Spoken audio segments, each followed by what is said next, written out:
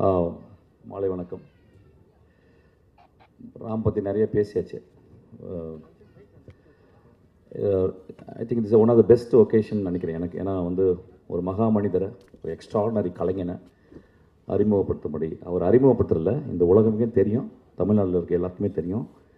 அவர் ஒரு extraordinary singer, ஒரு கர்நாடக சங்கீதத்தில் ஒரு பெரிய ஜீனியஸை தொட்டவர் அவர். இந்த படத்தில் நானும் ஒரு பாட்டு பாடினேன். இப்போ பாட்டு பாடும்போது ஒரு டியூன் போட்டுகிட்டே இருந்தாங்க. டியூன்னா ஒரு பாட்டு கேட்டுச்சு. நான் உடனே என் தம்பிகிட்ட திரும்பிட்டே இது சஞ்சய் பாடினா நல்லாயிருக்கும் அப்படின்னு சொன்னேன். அதை கேட்டு ராம் சொன்னான், சார் நாங்களும் அதான் சார் யோசிச்சுருந்தோம் அப்படின்னா.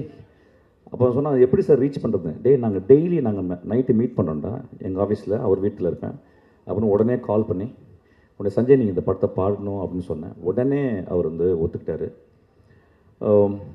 சஞ்சயை பற்றி எனக்கு சொல்கிற அளவுக்கு எனக்கு அவருடைய இசை ஞானம் எனக்கு இல்லை.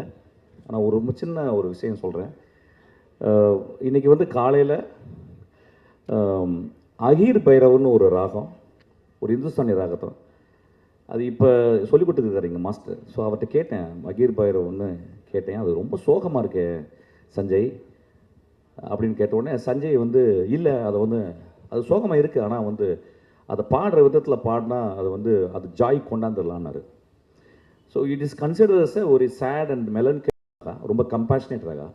ஆனால் ஒரு ஆளுமை என்ன சொல்லுதுன்னா, அது ஒட்டுமொத்தமாக இது வரைக்கும் பாடின அந்த ராகத்துலேருந்து நான் என்னால் ஜாயாக கூட பாட முடியும்னு அவ்வளோ கான்ஃபிடெண்ட்டாக ஒரு உள்ளத்தின் உண்மையிலிருந்து சொன்ன ஒரு மகா கலைஞனை இந்த மேடையில் அழைக்கிறது ரொம்ப நான் சந்தோஷப்படுறேன். வெல்கம் சஞ்சய்.